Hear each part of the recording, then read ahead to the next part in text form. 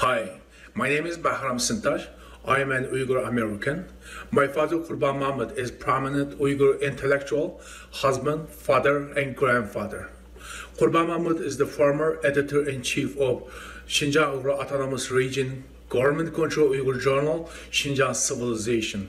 He worked for this popular Uyghur journal as an editor-in-chief for more than 26 years until he retired in 2011. Xinjiang authorities blocked my family members from all overseas communications since February 2018. In September 2018, I learned that my father was taken to a concentration camp, so-called China's re-education camp, without cause. Radio Free Asia collaborated my father's disappearance in 2018, and his continued assignment was confirmed again by Radio Free Asia in 2020.